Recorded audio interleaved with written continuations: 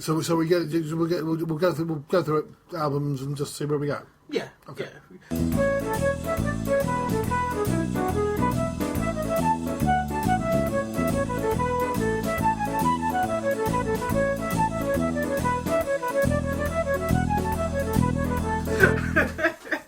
Anyway, I am Andrew Rillstone. and I'm Barry Maguire. And this is Folk Buddies. 2015! 2015. Folk Buddies 2015. Good heavens. That's the future. In fact, that's past the future. It's back to the future, apparently. Oh, that way. Is For future generations listening to this, it's the third week of January, Yeah. and the first week of January was almost entirely hilarious Back to the Future 2 jokes. Oh, because I mean, I'm not specially aware that Back to the Future 2 took place in 2015. I mean, Well, you are now, surely, after the first yes, week but it of wasn't January. something. It wasn't something that struck me in the way that I still primarily think of 1984 as being George Orwell and District 1 rather than when I was at college, and 80% think of 2001 as more about monoliths than about all the bad things that happened in 2001. 2001 is still somehow in the future. Yeah, I mean, they always used to say at comics conventions, didn't it? It was the question they always asked: what will 2000 AD be called in the year 2000? And it's called 2000 AD. Yes. There was there wasn't a Victorian journal called the 19th Century. There was a Victorian journal called the 19th Century, and that it was, when the year turned, it became it turned out that someone already had a journal called the 20th Century, and the 19th Century became the 19th Century and after. I read that somewhere. That may be totally untrue. But you know why everyone was primed for the Back to the Future thing? Yeah. Was because for the last 2, possibly 3 years, about every 4 months, a thing's gone around the internet going, today is the day that Marty McFly went to in Back to the Future 2. And Right. everyone's gone, no, it wasn't. It was 2015. It won't be until... Oh, okay. So I think it's October. I Right. think it's October that it'll be the actual day.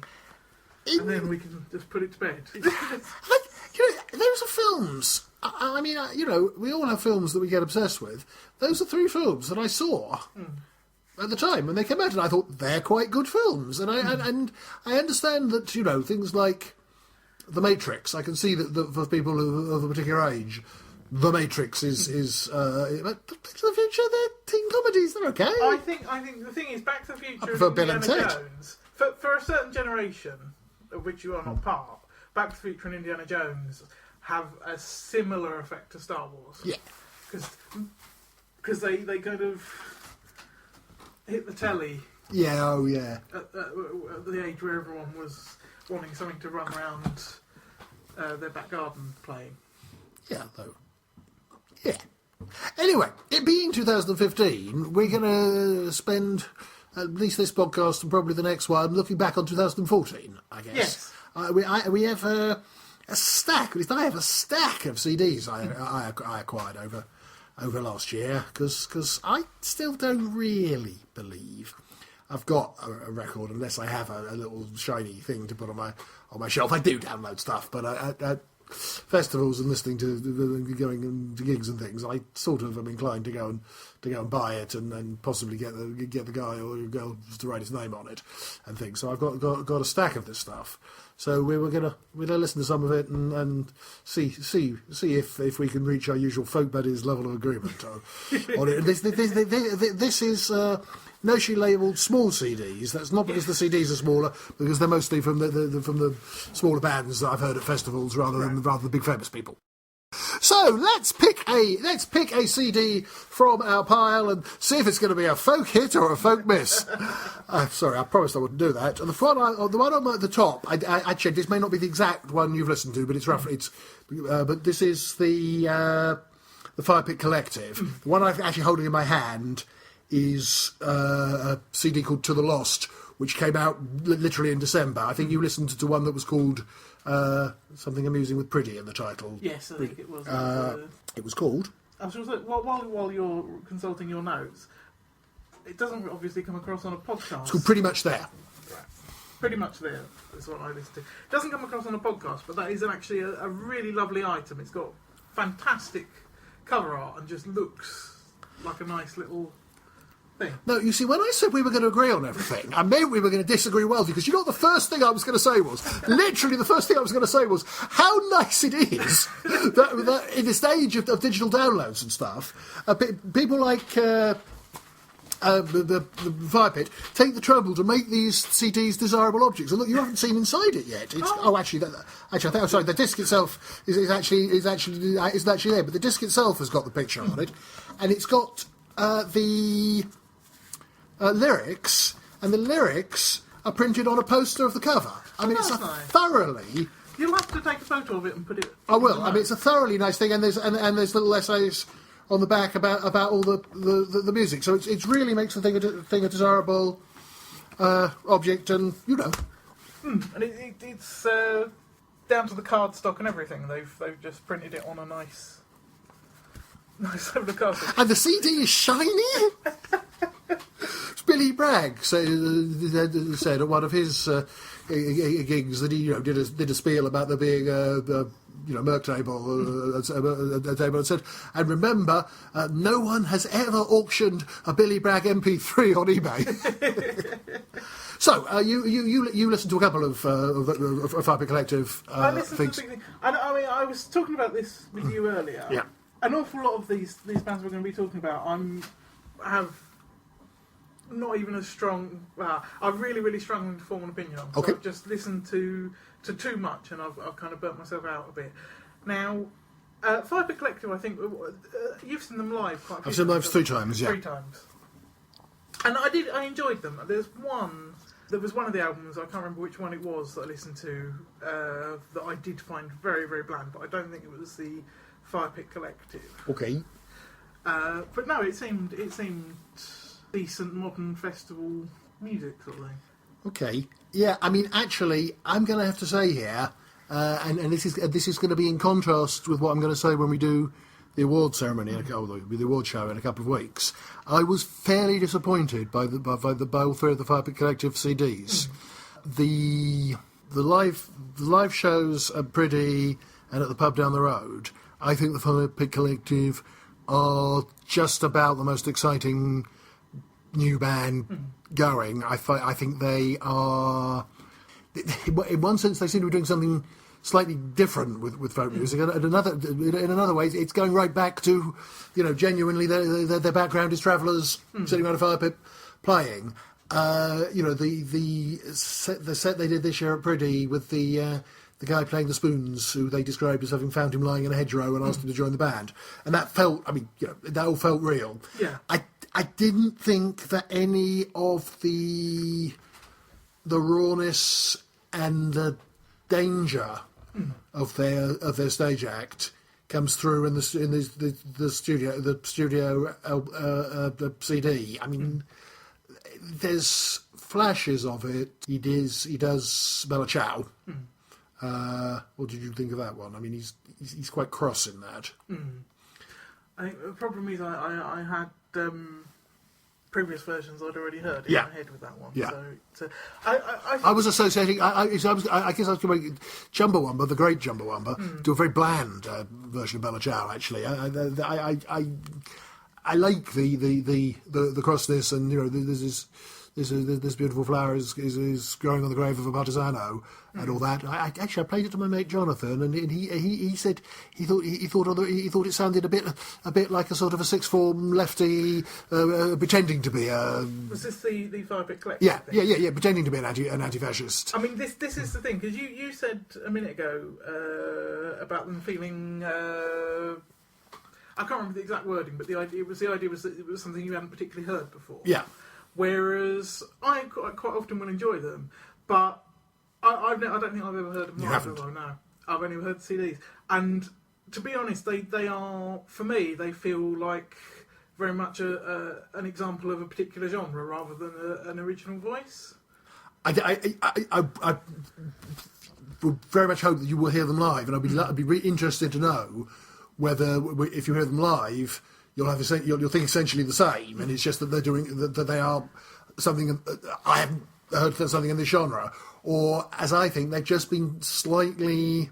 I'm sure not deliberately, I don't mean that someone has taken the Firepit Collective and they've sold out, but God, no, God, I wouldn't dare say that. They're big, scary men. Oh yeah, no, that there is it's this stuff. The record. There's bits. I mean, on one of them, they do the Sue McCall, isn't it? The Moving On song, and there is an edge to that. I thought of that being sort of lived in. In a way, the things that come over best on these records are perhaps their less typical material. They do What Do the Deep Seas Say, which is an Appalachian sea shanty. Which is a great fact. It is. I mean, it's an amusing fact. It is. It was, which I mean, I think comes across well on the CD. But when they're doing that live, that's one of their lighter sing-along numbers. Yeah. I just didn't. Just the sense of these quite cross, quite real, quite angry activist types. I'm sure it was all real. I just didn't. I was. It's a lovely cover. Are they one of the type of bands? Because I use the descriptive festival, but are they actually one of the bands you'd say were better if they're in a pub or a small thing rather than a festival environment? No, I think that. Hang on, I've heard them twice, and actually they came into existence in this form at the Pretty Folk Festival, apparently, and I heard them in the small tent at Pretty, both, which is great. They work very well there. I did hearing them in the Old England, just at the bottom of the hill, on St Patrick's Night this year, where it was very crowded and very noisy and very always. If you go into a pub called the Old England on St Patrick's Night, you're not going to be entirely sure of what you're going to get. Yes. Yeah, that was the one where they open the set with it's St Patrick's Night, which is to do with religion and nationalism, and we fucking hate religion and we fucking hate nationalism. And, it was that. Yeah. Oh no, but that's me saying it. They sounded different when they said it. No, you need to hear them. They really are something that I thought that their live act was something really, really special, and I thought it was maybe a bit of a shame that. But perhaps you can't capture. Perhaps there's some music which has to be live. Firepit Collective, yes. Yeah. Shame.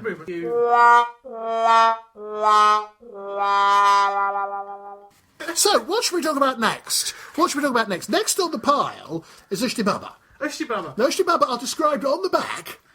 Ushti Baba, and incidentally, having talked about the packaging, Ushti Baba, do your packaging better.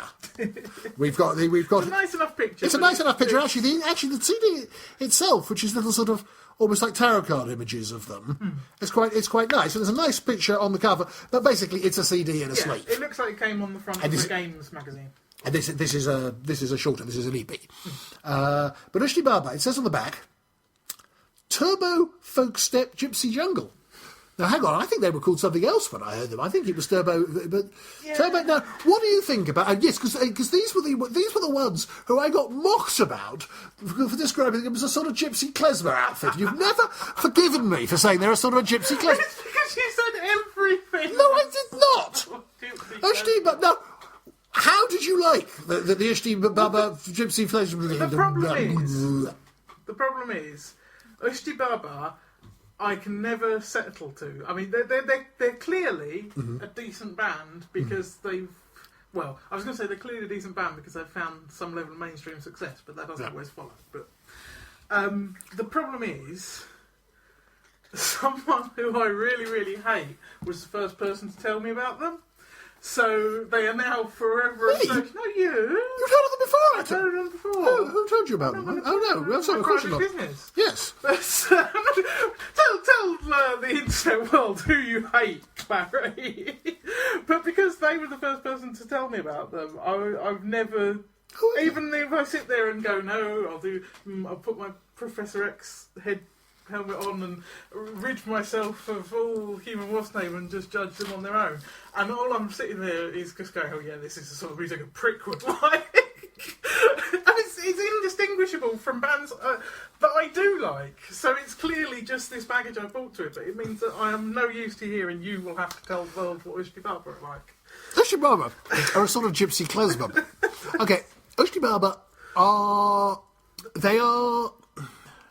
You describe them as the sort of band that a prick would like.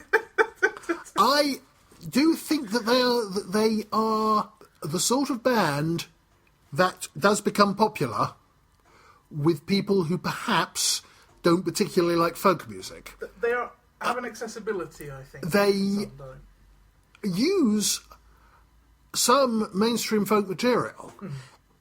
It must be said that it was about 20 minutes ago that I noticed that it said on the back here, Old Horse, Trad, Martin Carthy, Rural Resistance Shanty, plus Trad Sicilian Exorcism tunes.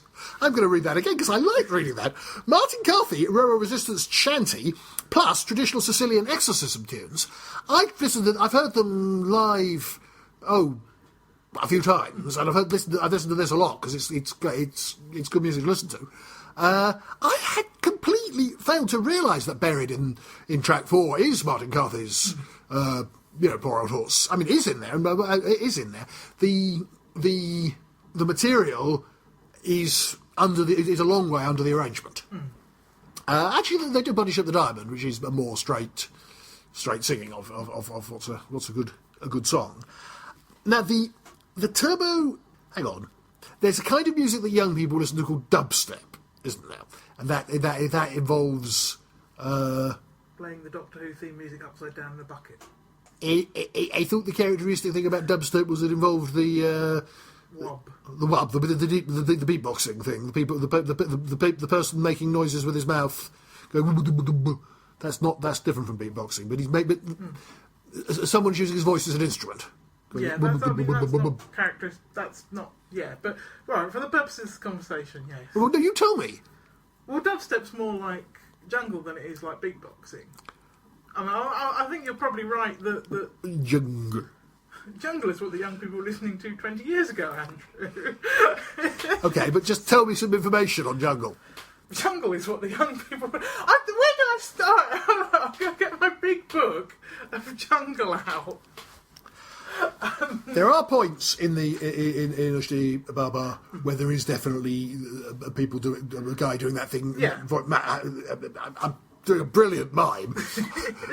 Mouth close up to the microphone, doing a rhythm with his mouth and his tongue. And basically deliberately fuzzing it. Yeah. Isn't it?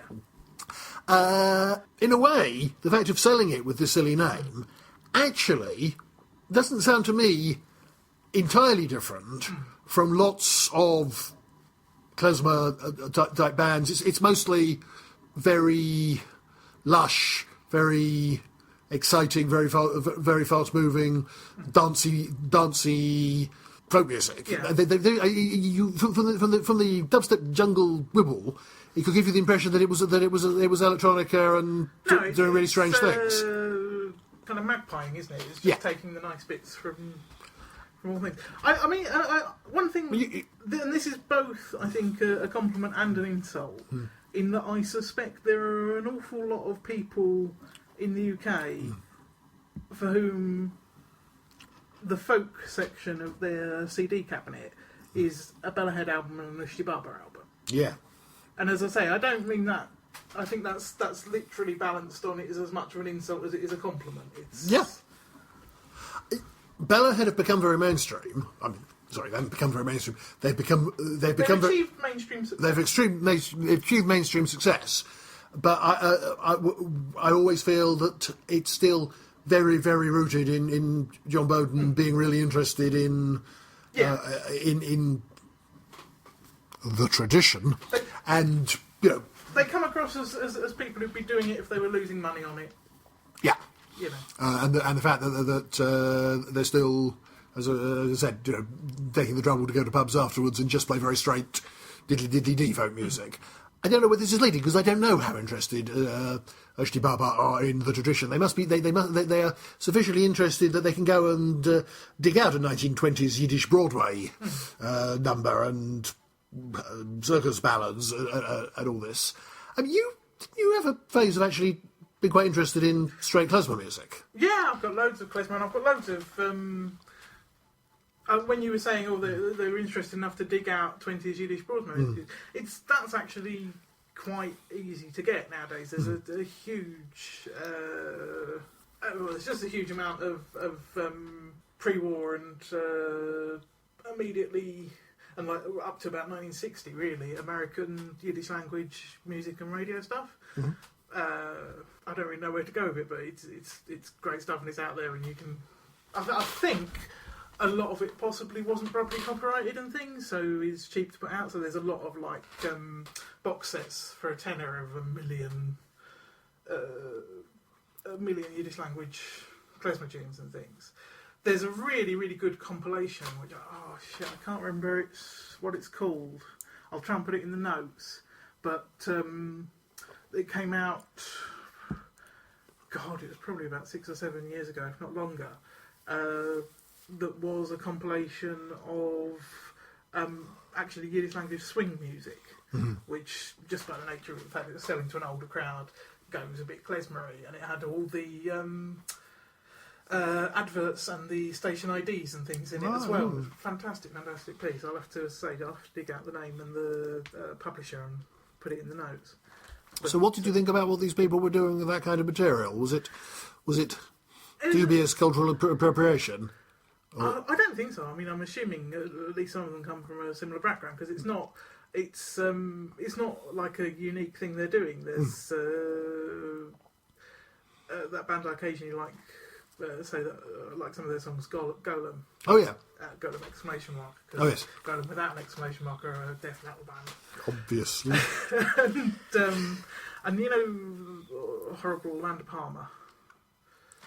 A lot of that was something that ended up in a lot of her music and the Dresden Dolls music. I think, to be honest, any of the sort of artier feeling musicians who come from that kind of background have dug into that and incorporated it into their music. I'm not sure of many UK-based ones. They're just Baba are UK-based. Oh yeah, they're based right here. Are they Bristol? Oh, not in your front room, I mean, but no. They're absolutely Bristol-based. Oh yeah, Fleece and Crofters and Half Moon there. Yeah, well, that's where I didn't know they were Bristol-based. Yeah. Oh yes, no, we are very much the centre of music here. We actually are. We actually are. are. We said it. You said it. There's a lot of. Sorry. But Bristol has been for decades. So, yeah. Musical centre. Yeah. Hang on. If people listening to this haven't heard Ushti Baba, absolutely listen to them. Absolutely go and hear them live. That becomes a refrain. It's that kind of music that is. It sounds like people having a big party. It sounds like people having a big knees up. I mean, there's one which is. I mean, I presumably it's the Yiddish Broadway number, but Here Come the In-Laws Look Happy, which is just great. And I'm not even sure if it's on this CD or if it's just what I've heard live, but which is called Bagel Boy, with the refrain, "What's your favourite national dish? I like Irish stew." Whoa! And it's really fun. It's really fun stuff. So, Ushti Baba, hit or miss? I think if you don't have the weird baggage I have, even if you don't love it, it's always going to be worth the 15 quid or whatever. Oh, this is an EP, 5 quid. I was talking about going to see them live. Oh, sorry, carry on. Yes, because they're not go somewhere free band. No. Usually are they? But they're not a 25 quid for a ticket band. No. So I think if you like music, you're probably going to like it. Okay. Assuming that the first person to tell you about it wasn't Fred. Next. So if we're talking about local music, do we want to do Two White Cranes? Two White Cranes. Because Two White Cranes. Now this really surprises me. What that I like? Because you thought I was going to be all mobile phone folk, ladies with soft voices and ukuleles. Yeah. But she genuinely she has a spark to it that 90% of the soft voice mobile phone ladies do not have. And I shouldn't think anyone outside of Bristol will have heard of her. So, No, so, but so they describe should, because she's on SoundCloud. describe her. Young Laura Marling, basically, or younger Laura Marling, because Laura Marling's not actually old at this point. No. She's just peak Laura Marling. Okay. Laura Marling before... What was the album? Something about an eagle? The previous album? I couldn't tell you. No. I'm not. I have a small number of Laura Marling songs that I really like. I have heard her live once and no, I've heard her live twice actually, and not enjoyed it very much either time. But I do come back to the Laura Marling first couple of CDs a lot. I see the comparison with Two White Cranes in that there's an enigmatic quality to a lot of the lyrics. Although also with Two White Cranes, there's also a very down-to-earth ordinariness to some of her lyrics. The difference is what I always said about Laura Marling was she sounded like an old head in a young body. There was that it was almost like I hate that word, but it was almost like it was a teenage girl who was like channeling the old Bob Dylan, the current Bob Dylan. Yeah. Whereas Two White Cranes, expressions like naive and guileless. I think when I first heard her, I might even have "Don't slap me" use the expression "the little girl lost" voice. Do you know what I mean? I know what you mean, although I honestly never interpret it that way. I wonder whether there is another difference here in that, again, this is a band that you've seen live. Yeah, but yeah. And I have not seen live. Yes. And she's not. Is she one of the ones who was the waitress at the place as well? Oh, she works in the wonderful Cafe Kino coffee shop. So yes. So I wonder whether this is one where I've just come to it through the CDs, so all I've heard is the actual music, and I don't have to take into account, what she looks like or anything like that. No, that's true. She does have a very particular stage presence. She's not above sitting cross-legged in the middle of the stage and singing and things like that. It's her act can be very very downstairs in a vegetarian coffee shop tone. Yeah. Some of the things on the record have more backing. I mean, most of them I've heard is just there and a guitar. But no, I saw songs with the one of the sort of love songs of maybe if we ever grow up we can be together. This is the closest thing to a promise I can make. There's quite no, I mean that's explicitly going for the younger kind of feel, which is a lovely song. But I mean the thing I just as a sort of cryptic little lyric, but they found a whale. They found the body of a whale on a mountainside. They found the body of a whale. It was fossilised. It's just, I don't know what it means. I don't really know what it means in the context of the song because it's several more little vignettes like that. But it's really lovely. It is genuinely. I think what struck me, and I think what made it feel like Laura Marling to me was it doesn't feel affected. It just feels kind of quite nicely unself-conscious and earnest and contemplative. Yeah. Because one of the reasons... Because I've gone off Laura Marling the last couple of albums. Yeah. And we were... Actually, before this started, we were listening to the single off the newest album, which was to stream today. Yeah. And I would hardly have known that was Laura Marling. No. It was okay, but it was... I think technically it was superb. Yeah. But it just felt... It feels like there's been a weird flip where the first two albums she did, which are probably in my top 20 or 30 albums, feel like the work of someone who... She was like 21 or something ridiculous then, wasn't she? And when she started, she was young, she was younger than that. Tiny child. Tiny child. But they feel like, as you said, someone much older. Whereas the current stuff, it feels like... it feels like someone in their early 20s affecting soul standards and things. It feels like when the horrible thing, the way I want to describe it, I don't want to say because it sounds so insulting, but it sounds like the sort of thing you get when someone who's won one of the talent costumes decides they're going to go legit. Yeah. It just seems empty and... Yeah, I mean, you can't... An act can't carry on doing the same thing. No. But we're not supposed to be talking about Laura. We're supposed to be Laura. We're supposed to be talking about... I was going to say, so I'm talking about an entirely completely different band. Oh, Karen. Not a folk band, unfortunately. No? But you were saying about an act not being able to continue doing the same thing. And I was listening, just by coincidence, to the new Ben and Sebastian album today. Mm-hmm. And that was actually what I was listening to when you came in. Okay. And it sounds... If I played it to you, you genuinely would not believe it was the same band. It sounds so completely different to the previous Ben and Sebastian albums. But almost everyone I've been talking to who's bought it, just because they were a fan of the previous albums, has also liked this album, even though it's not even really the same genre of music. Just because whatever spark was carrying it along has jumped to this new genre. I mean, it might be that it's just the problem is in me, or it might be that she'll do 2 more albums and then like the third one she does is this astonishing thing that it all becomes clear and I can see where she was going. But yeah, I'm not. I like. I think possibly I've while Two White Cranes is very, very good in her own right and should be treated as her own human being with thoughts and dreams, I may have glommed onto her a bit just because I'm sad that Laura Marling's gone away. Well, I wouldn't have made that as an association. I am always in the market for a poet songwriter with something to say, basically, which is what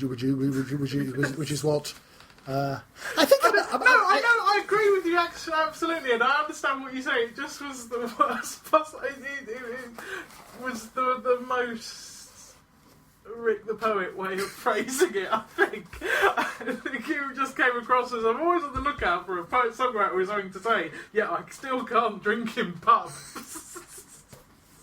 Sorry. No, go on. Continue. No, it was essentially that. I first heard. She posts on Twitter. Her real name is Roxy.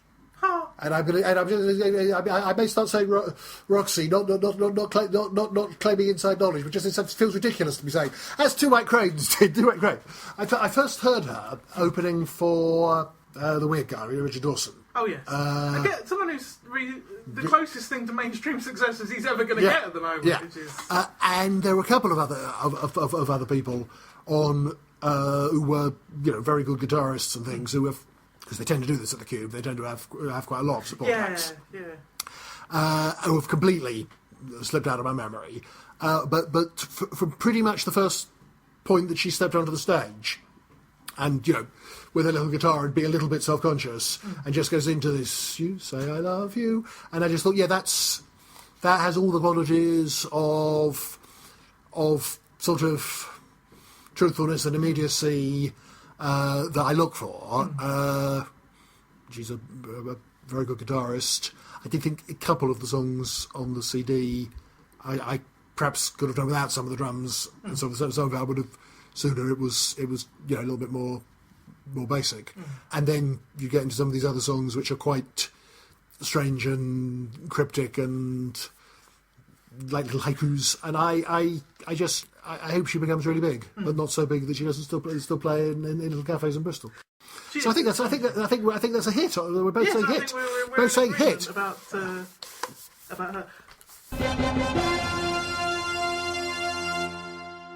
So, what music are we going to talk about next? What ones have you got there? Well, the next one I've got in the list, I'm rather reluctant to turn up because I know what you're going to say about Tommy Coyle. Oh, which I believe was the one that I wasn't mad keen on. Did you listen to him at all? I can't remember. I know one of them seemed it seemed to have that shiny, bland singer-songwriter thing that you like. What we do need to talk about, we've got two more, both of which we have opinions on, I think.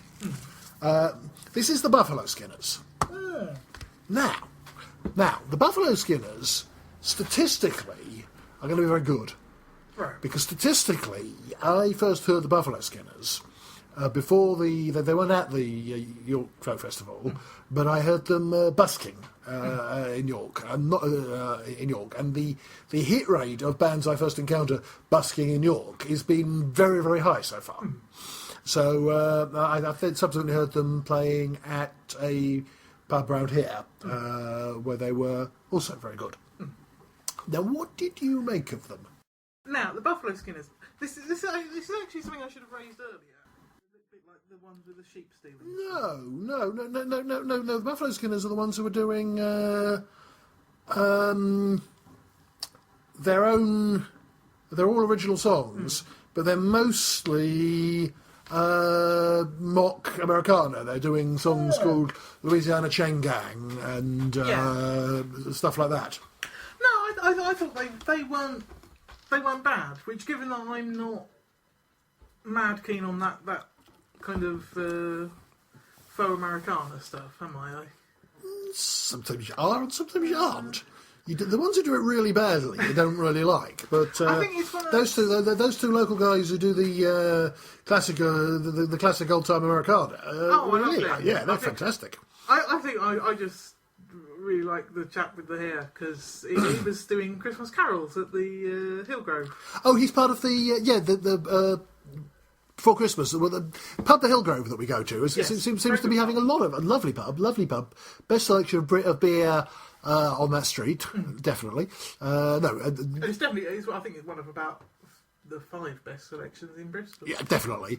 But they seem to be having a lot of just random folk sessions and things. And just before Christmas, I forget what the guy's name is, but he's one of the duo, the Nine Tree Stumblers, who do astonishing English covers of old-time Americana. Just brilliant, and he works in one of the music shops. He was there singing Christmas carols, not by himself, but with the Sacred Harp choir, which do what's called shape note singing. It's this specific church singing that was developed in America, so that it wasn't proper musical notation. If you could sing, you did it around. The notes were physically drawn as squares and circles and things. But it was very much a thing you join in. And he was there. That was great. And this week we were there. There was an Irish session going on. But then, so what you were going to say? Oh no, you finished what you were going to say. I was going to say it was a very nice, just a bunch of people singing Irish music. But then our friend Ewan McLennan was there and just did a couple of songs, which was just it's proper folk music. You're in a pub and a really good singer who you pay money. He didn't win the first set of awards that came out with the Fatia, I think you say, the magazine, Fatea.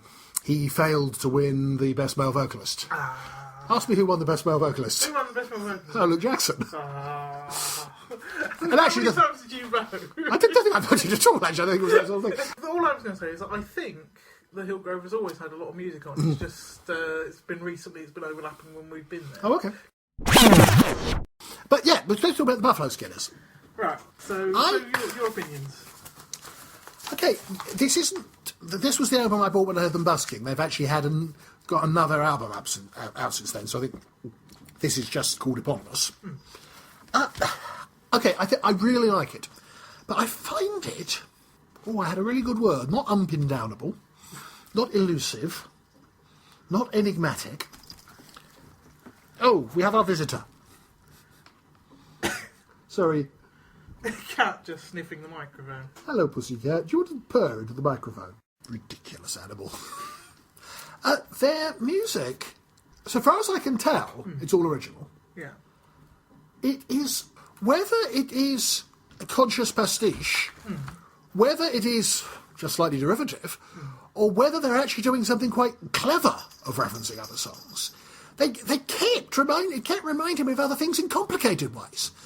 There's a lot of what you called faux Americana. It is actually slightly faux because the tunes, Louisiana, Chain Gang, Take My Blues Away, and all this.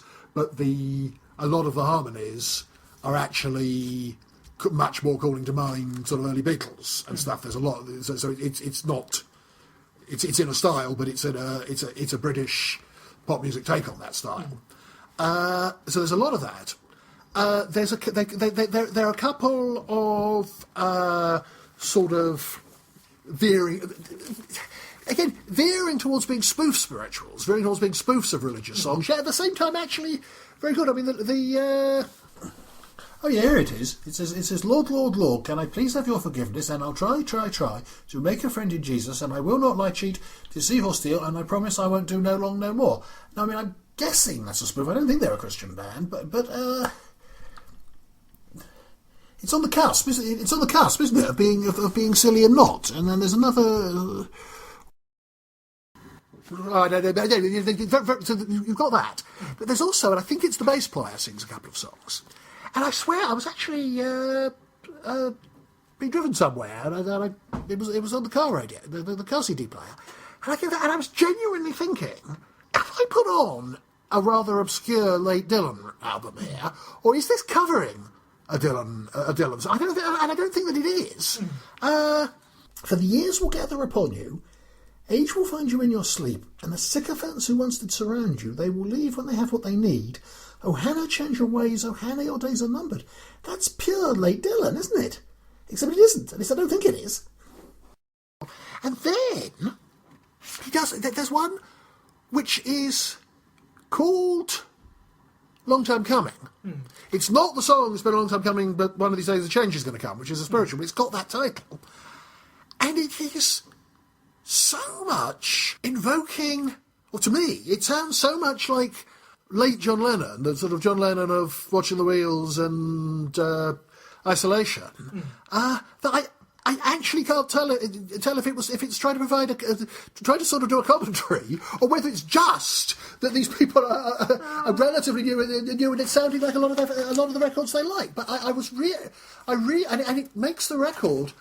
I found it odd to listen to because on the one hand, and these very good tunes going on, but I think it's almost like it's drawing you on because that's making me think of that. That's making me think of that. Yeah. No, I know. I know what you mean. I think it's something I experience a lot with books rather than music. But because are they old men or young men? Young, very young. Because that's quite interesting. Because it sounds like they're almost. It sounds like their style is almost something you would have expected to come out of a certain period of music. Yeah.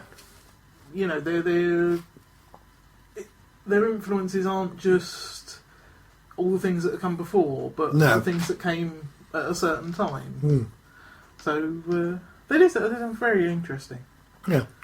So yeah, I would absolutely place those in hit category, and you're in a don't know category. I mean, don't know because I confuse them with a different band. Yeah.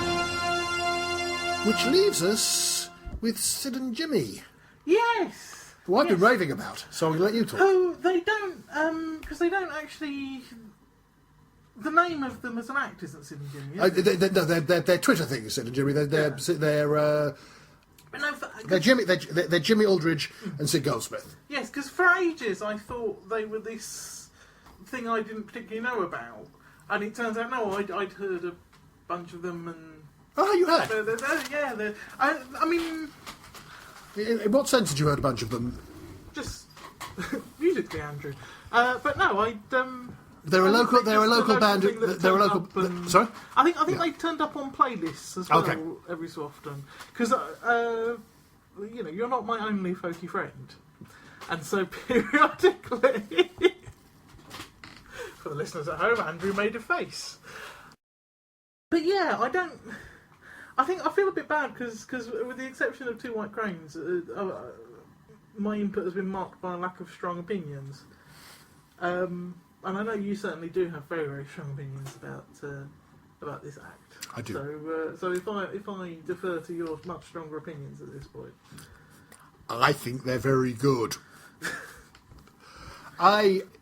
We live in an age of... oh, that's always a good start.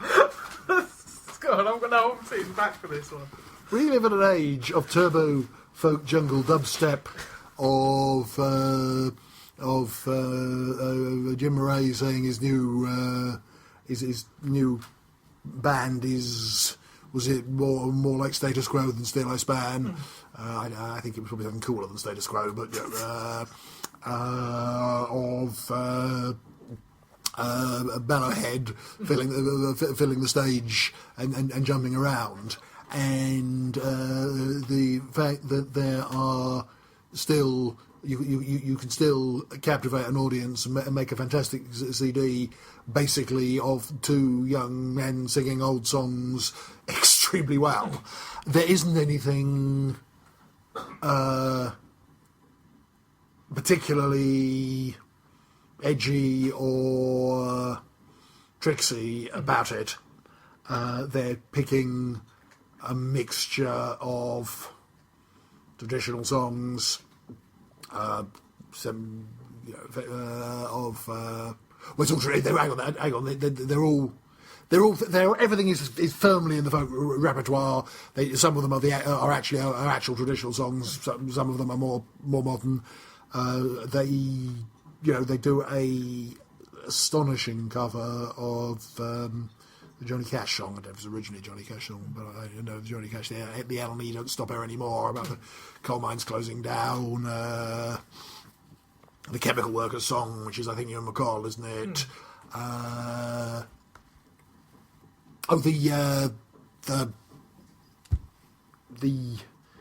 The Treadmill is a song of which I've only ever heard Martin Carthy do, I think.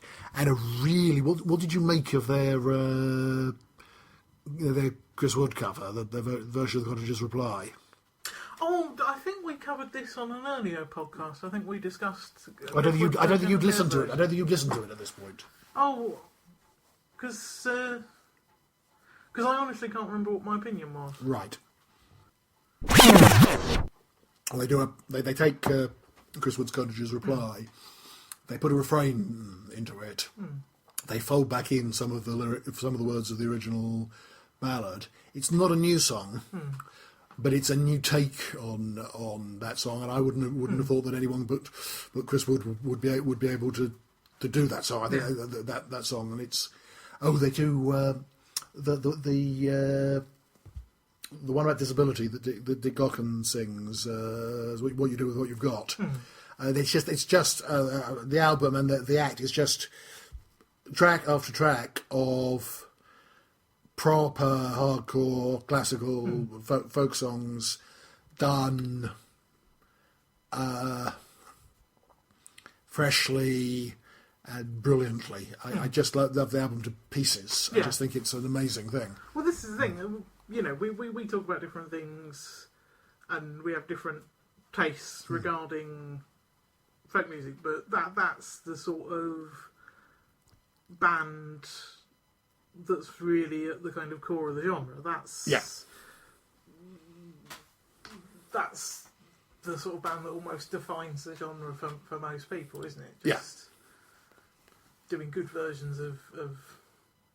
But there's no sense. But there's no sense of respect. No. There's no sense. There's no sense of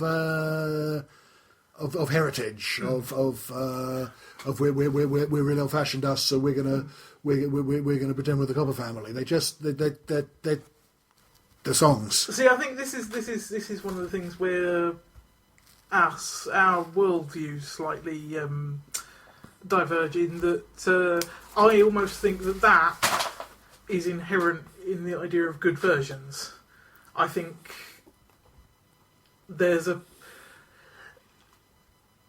I think it's very, very difficult to convey respect without sliding into deference, and at that point the song's dead. Yeah, I think that's true. I mean, and there's a difference between that and being disrespectful, because if you're being disrespectful for for no reason, that's going to ruin a song as well. But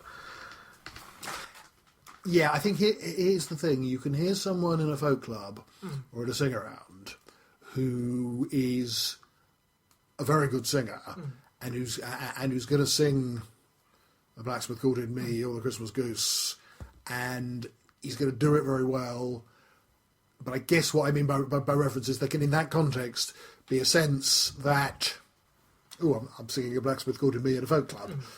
It's that kind of reference. It's not I mean, reverence was actually a word neither of us used. You said respect, I said respect that can, and I used deference. Yes, the wrong side of respect. Yeah. But I can see what you mean. It's actually interesting that the way you've described Sid and Jimmy. A lot of it has been almost the same way I described, the A Nice Mitchell album that I am crazy about, insane about. Yeah. Just like the idea of the songs feeling like songs again. Yeah, yeah. So that are some of the CDs we've been listening to. That's our small CD. That was our collection. I'm talking about less famous bands you might perhaps not have heard of in some cases, or you may have done. You may be saying, "What are you talking about those people as if we haven't heard of them? Do you think we don't know about folk music?" Bands that I may not have seemed like I'd heard of. That's all right. I've definitely been Andrew. I've been Clary, probably. And we'll talk about folk music again in a couple of weeks. 2015. 2015.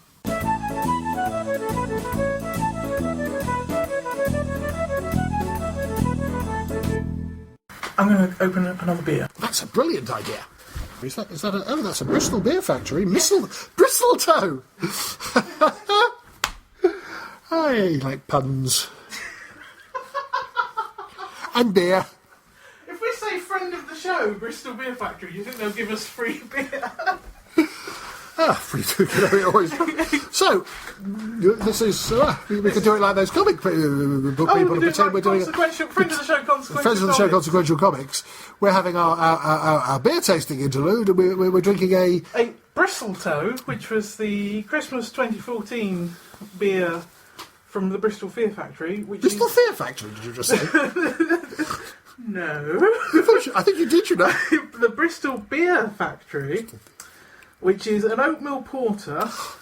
I like oatmeal port. I do. I also like oatmeal porters. And rich yet highly drinkable. So we're going to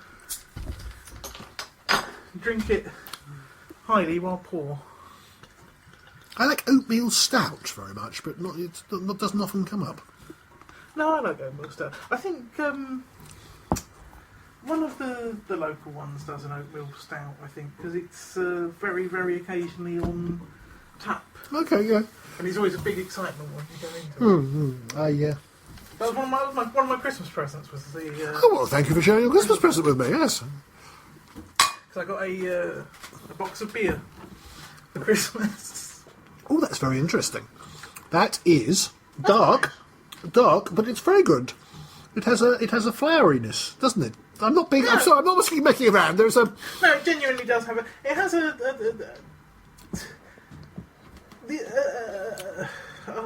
Problem is that the only phrase for it is end note, and that makes me sound like a cock. But the end note seems like it belongs to a much lighter beer, doesn't it? A much.